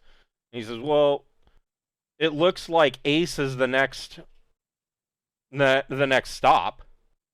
And Petyr Vallis kind of looks at the string of numbers, and he has really no idea what the string of numbers means. But he says, but he does recognize the word Ace. And he says, well, Ace is 1 parsec away. He said, we could jump there as a fleet. All 16 ships. Yeah, right. Let's see. Let's all go. That sounds fun to me. We're going to tell him that the professor is working on deciphering stuff. Maybe that's like all he can do. He's super busy to research with it. We don't necessarily jump to Ace. It's been different every time, and that's just merely the first focal point. We have to decode this. It'll take anywhere 14 to 16 hours. And we need to talk about if the treasure doesn't exist, or if it is not something we can split into shares. What kind of payment does he want for his services? Oh, he says. So he says, look, if there's no treasure, no harm, no foul. I mean, we all went out here looking for the Lost Ark, and if there's no Lost Ark, then we all go home with sand. Well, I have a hello, Devin. Hello. I caught him up on what's happening. I have a off-topic conversation with you, sir. Yeah. If you have a moment, we happen to be in possession of a real deep and extensive a database of high rate intel as far as different systems, trading, of that. Petyr Vallis doesn't know that, though. Unless you're going to tell him. I'm trying to tell him I have that to sell. And so, I mean, I don't see how I could offer him to sell it if I don't tell him I don't have it. Yeah. So, so as soon as you bring that up, Petyr Vallis is very interested in everything you have to say. Because he wants to know, trade routes. He wants to know docking patterns, anything that you can give him, because he will rape that entire area. He will just hit ship after ship after ship and probably leave nothing. I mean, he'll take stuff, yeah, but when it comes to pirating the Aslan, he's not even so much interested in taking their cargo and the loot. He'll just kill everybody aboard and set their ship adrift with a bomb on it. Hey, man, whatever he wants to do. But I mean, I've got this extensive database here. I mean, it is very expensive. I mean, it's got bells and whistles. it is, yeah. Right. I'll give him a small of every rundown, planet, kind of every some, high port, every low port. Yeah, because Shenanigans gathered a whole bunch of intel, and also I'll give him a small. Yeah, you guys pretty much have this entire area within 5 parsecs mapped. Yeah. Maybe what we should do is say, if we don't find treasure, we will give you that for free. If there is treasure, then you may pay us. Because if we hold this information a ransom, then he has a reason to not turn on us. That's a reasonable suggestion, Captain.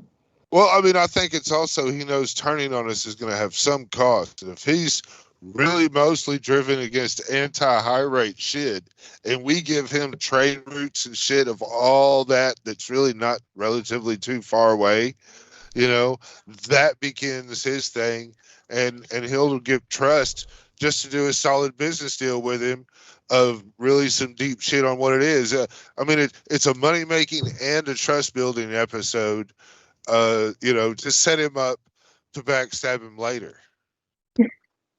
I don't know. He might end up being our friend. Maybe. I don't... Ish. Yeah, business okay. Associate, you know what I mean. Keep your psychopaths as friends and as close as possible, right? But I mean, what? Just keep him busy. That's all you need to do. Yeah, I tell him. Can I garrote him now? That group you hate, it's over there. Look. I'll tell him. I'll provide a nice database for you for let's say 500,000 credits. We're gonna hold on to it, man. We're gonna go if he has to pay us. If there's nothing there, we'll negotiate prices. All right. I mean, not if there's nothing there. I mean, if there is something there and he still wants it, then we'll get a payout. Then it'll be good. All right. Yeah, I'll tell him I got it. We'll discuss it at the end. I'll give him a glimpse of like those little porn things they show you, like almost all the naked woman except for this goodie parts, Right. I'll give something, just basic rundown like that, a teaser, of some of the systems, all the good bars. and maybe hint of some larger because class, I mean everything right? you've got everything within the Halai chain and Trioki. So yeah, I mean. Yeah, that's what I'm talking about. I'll just say, man, I got down that whole chain all the way down to Trioki, and I've got, I can tell you, some of the current, some really kind of relatively current information on all those systems as well. So essentially, trade route. So essentially, what you're saying is, if you get to Ace and you find the treasure and there's nothing there, then you're willing to sell this to him. I'm willing to give it to him, and then And if we find something we can split, then you can buy it. He thinks that's extremely generous. I mean he agrees to that, and so and he turns to President Yang and he says, and of course, if that's the case, then whatever we loot from there, I'd be willing to split that with you. And President Yang's like, hey, whatever. President Yang is the CEO. Give me ships to reclaim and split salvage, and I'm happy. Right, because President Yang is the CEO of a salvage corporation. So, fuck yeah, he's all about it. He's like, that sounds like a lot of good salvage for me, because Petyr Vallis isn't going to leave anybody alive, so that's legit salvage. Yeah, all he has to do is not leave a nuke behind. Right, exactly. Forgive me for inquiring, but if you are into salvage, what what kind of percentage based on value do you buy? Would you purchase, say, a ship I'd lost the title for? Well, he and President Yang looks at you. Well, typically we would before purchasing a legitimate ship, we would apply for lost salvage, which could take upwards of a year. But he says, we could probably work around that. I mean, Well, I mean, if you're willing to wait a year to do your stuff, but I'm just, I'm kind of like a cash in sight keeps friends tight kind of thing. And if you could just, even if it's a certain percentage of the value, let's just say, just depending on a the age of the ship- ship, I'd be willing to offer up to half its value. If it's brand new, more than that. Cool. all right, yeah, that is a definite contact worth having. If Yeah. Because hey, I need a place to get rid of ships that are, Well, and I you- just happen to have ships all across the galaxy that I just don't know where the titles are for them, and they're just sitting there, and I just might need to. We just keep running into these things. They're everywhere. I know, man, it's crazy. I God. keep We're finding my just trying to ships keep- everywhere. We're trying to keep the shipping lanes clear, Otherwise, these ships are Yeah. just people are gonna run into them. There's so many of them. So you know that at Thebes, PRC, Proactive Recycling Corporation, actually has a floating junkyard of ships, and they're just, for the most part, they are spending time basically being shipbreakers. They're tearing these things down in the shipyard and stripping them for parts. So yeah, he would pay, depending on the age of the vessel, he'd be willing to pay Sure. upwards of half. If it's new, if it's a really new ship, he might be willing to pay upwards of 75%. Wow, that's really nice. I mean, that's a very generous offer too. I mean, especially if you're willing to incur the cost of obtaining the title and just to do what you want to with the ship. But yeah, that's great. I think we will become very good friends in the future.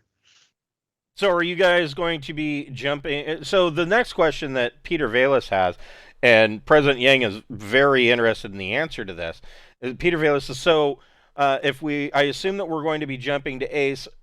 Is it all right if we go to our individual ships and we all make the jump in the comfort of our own staterooms, or are we to be guests aboard the Osiris?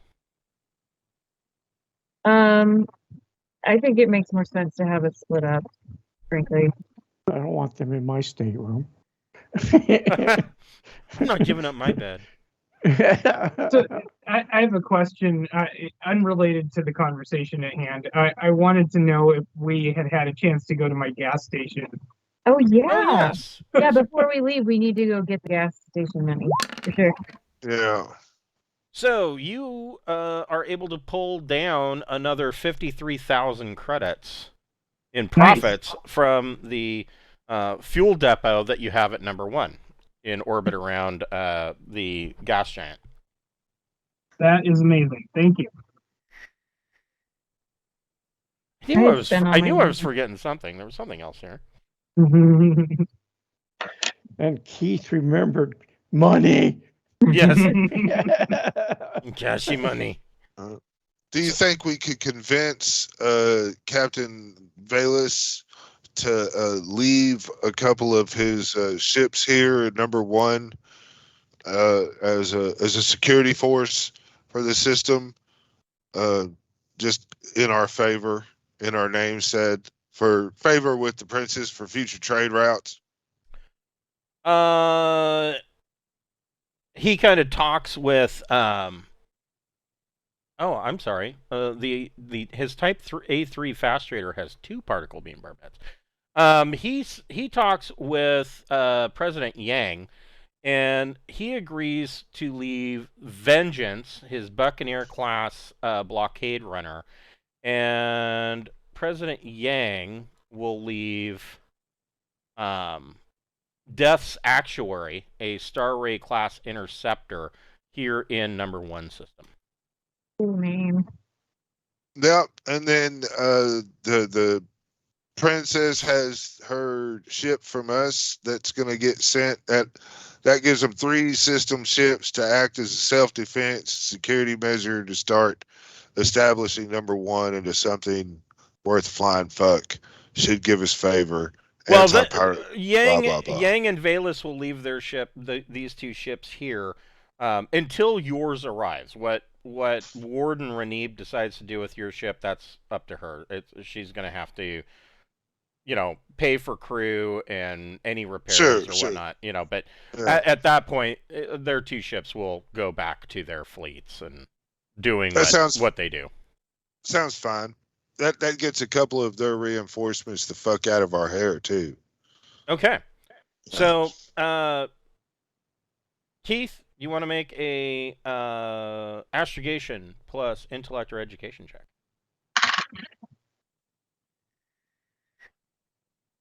Let's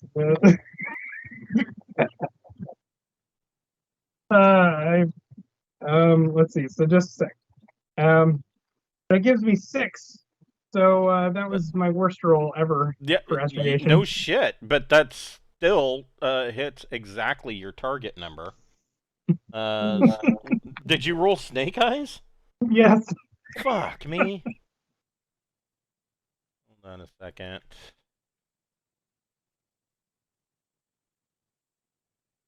Yeah, you run, you chart, your astrogation sends us right straight into a star. And we all kiss our asses goodbye. Okay, so who wants to make the power plus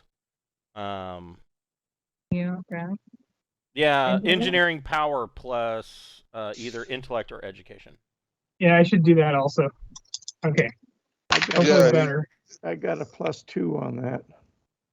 So that gave me 8. Okay. So go ahead and make your engineering J drive plus intellect or education, and no bonus. No bonus. Raw roll. I think that's the first time that's ever happened in like 3 years. Yeah. That's true. Okay, so let's 11. Okay, so no miss jump, and the other ships.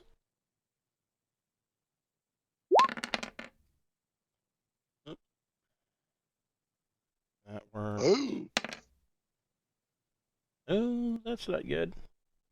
So the other ships make a fleet jump, and I need to.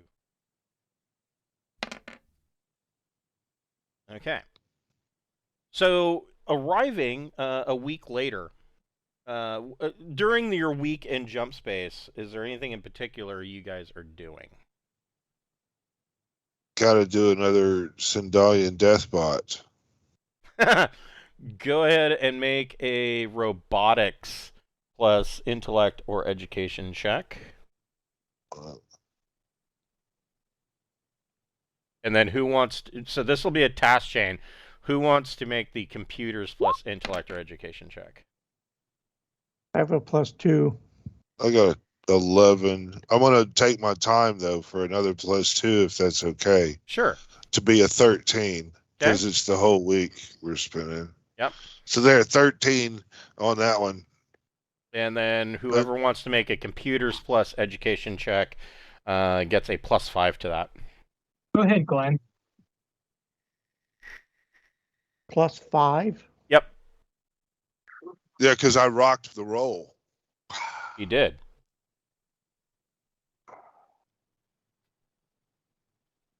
And took my time. So, Thank God you locked your roll. I got an 11. Okay. So you are able to get a second Deathbot up and running, programmed to recognize the crew as its owners. Right on. So you got 2 of these things now. Right. Roby 1 and One Roby for each 2. port, one for each airlock. Right. Well, Just put them in front of the airlock. Does it have? Yeah. It's a big square shoulders, red hat on its head, just like Black Hole. Yes. Yeah. Essentially, yes. And, These and things. his hands whirl. Yes, it does have the whirling hands. It does have the rip and shred option. So the other thing that you guys can learn through your week in Jump Space is that your library computer tells you a bit about ACE. So ACE, the assumption is that the name is actually an acronym because an old scout report from the Imperial Scout Service described the planet as Argon CO2 environment, ACE. And it tells you that the atmosphere is indeed rich in argon, completely unbreathable by humans. It lists the planet as having storms and cosmic rays that excite the gas, resulting in fabulous multicolored light shows that outshine the sun in their brilliance.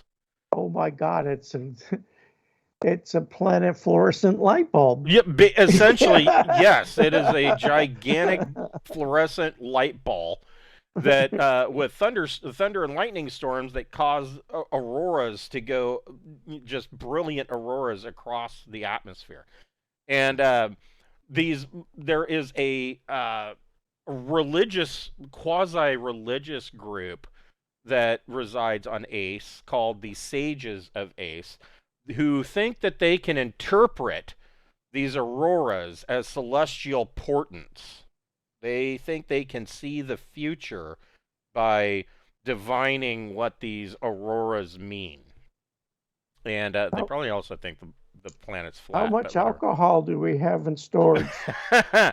So, and how many beads do we have to trade with the natives? Right.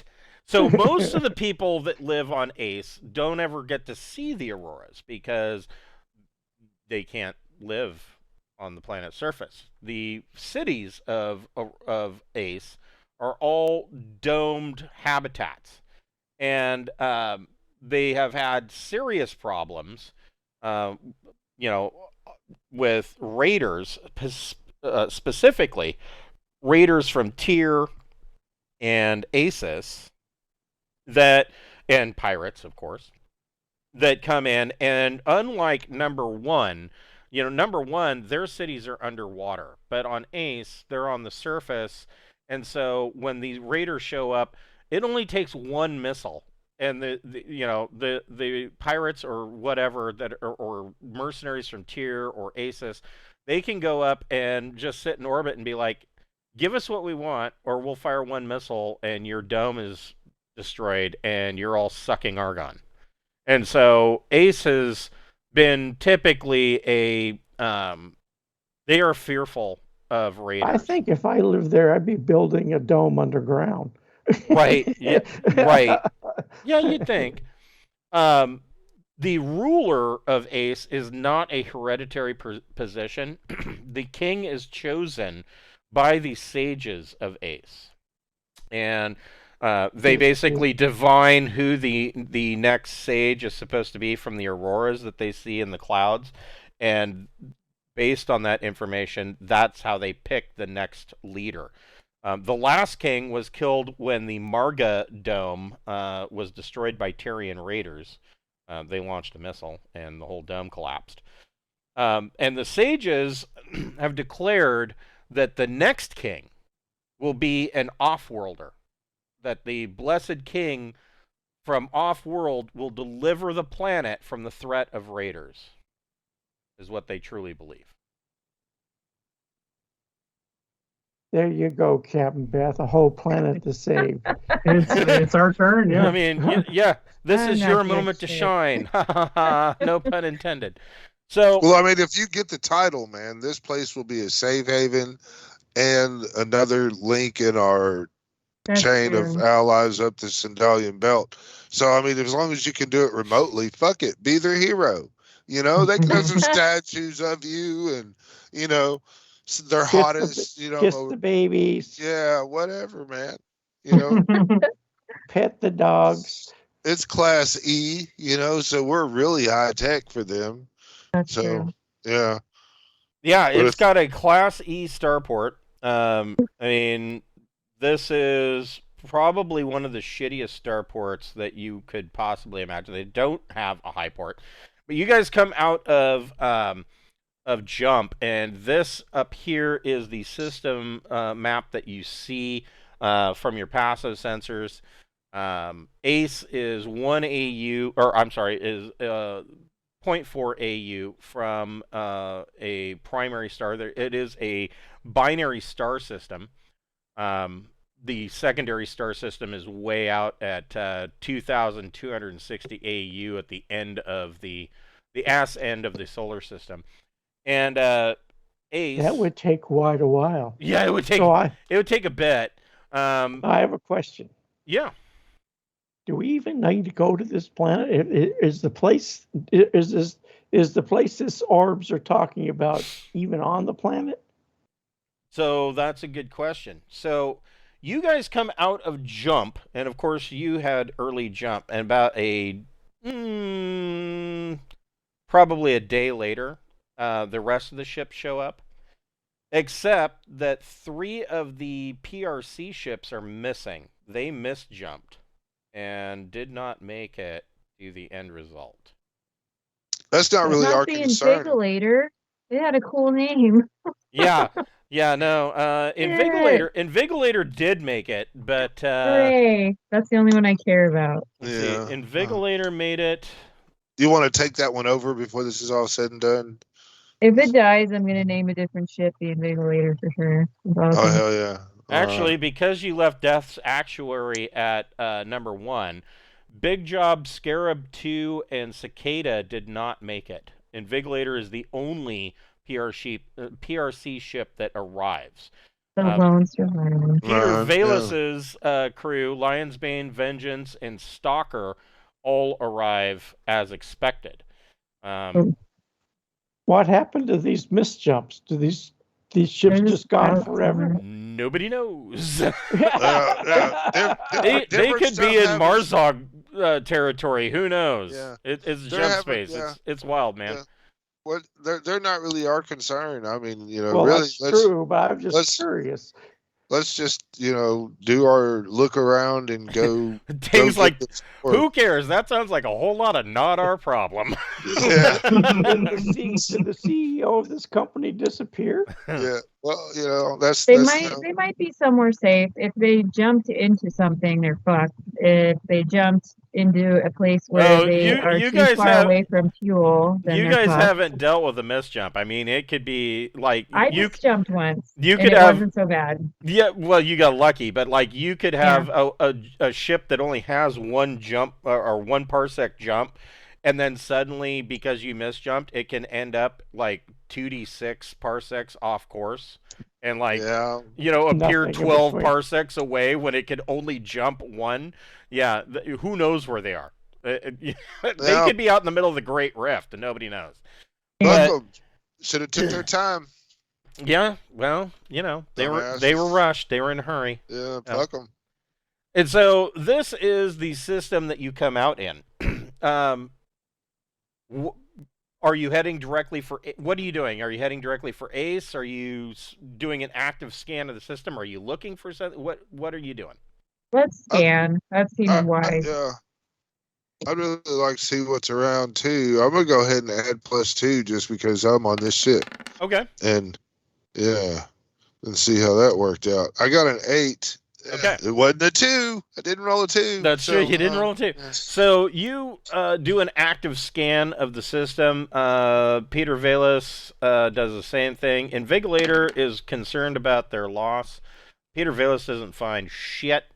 But you guys, you scan the system, and you don't find much.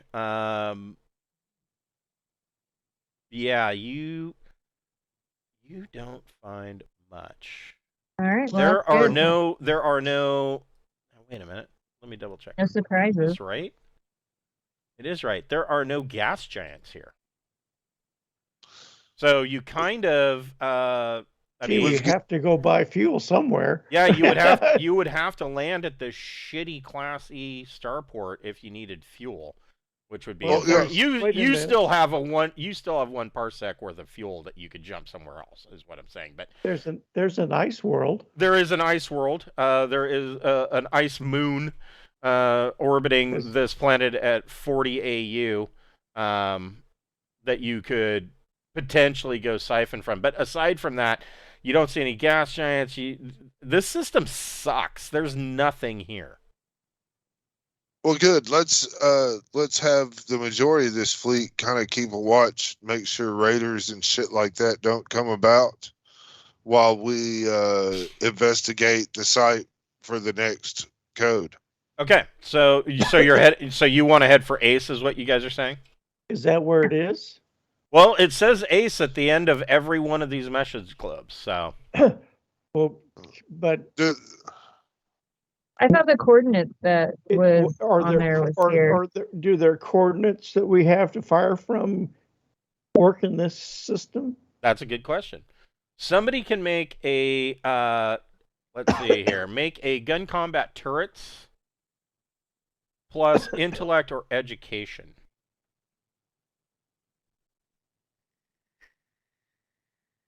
I have one in gunner. Or, sorry, gunner turrets. Anybody else? No? Okay.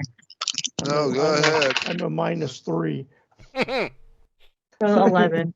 Okay, with an 11, you determine that what these coordinates are telling you is that from a geosynchronous position in orbit around Ace, these 4 firing codes are basically targeting in a cone a 500-mile radius of Ace's atmosphere. Holy. Do we have enough particle beam in the fleet to do it? Between you and Petyr Vallis with his Type A3 Fast Trader and Invigilator, you have 4 particle beams. Okay. Well, let's tell everybody where to shoot, I guess. Okay, so don't we have to go to synchronous orbit first? Yes. Yeah. So Beth, go ahead and make a piloting plus dex check.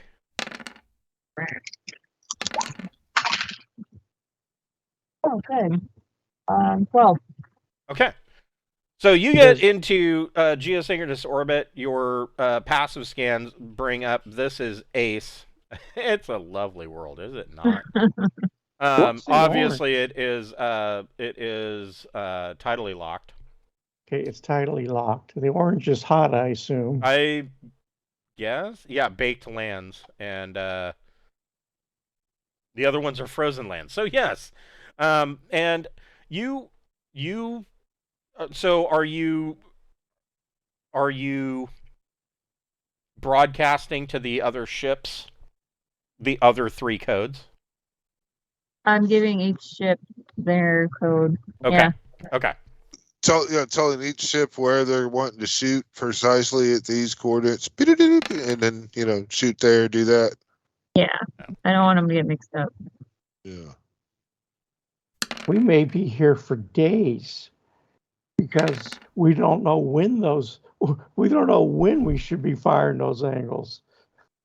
Who wants to fire their particle beam gun? Your particle beam barbette at your target.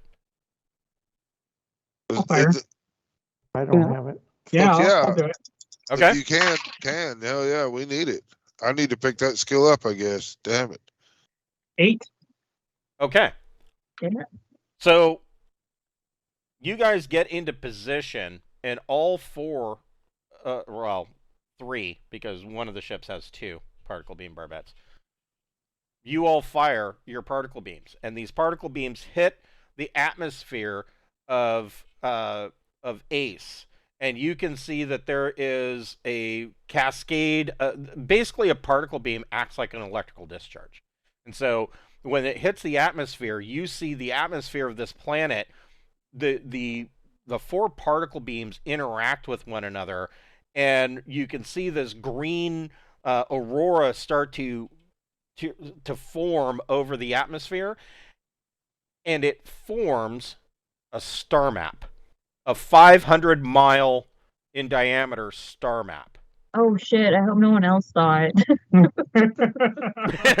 Right? And it is. Did we get a picture? Yeah, your sensors are reading all of this. It shows a position 2 parsecs coreward in a blank hex as a jump location. Right next to Salif. Yep, 1 parsec from Salif. We need some fuel. And Yeah. yeah, we'll pick it up next time, I'm sure. Yeah. Fuel and go. Yeah. So, yes, we will pick up next time. Actually, Beth, go ahead and make your piloting plus dex check. We'll just say you're moving to land now. Okay. 9. Okay. So Beth brings the Osiris down to this shitty Class E starport on Ace. And we will pick up next week with you guys on the surface of Ace. And you dealing with refueling and your plans from there. We're shoveling snow into shoveling argon snow. Yay. Yeah, we'll pick this up next week at 7 o'clock as you follow the final bit towards the treasure of Sindal.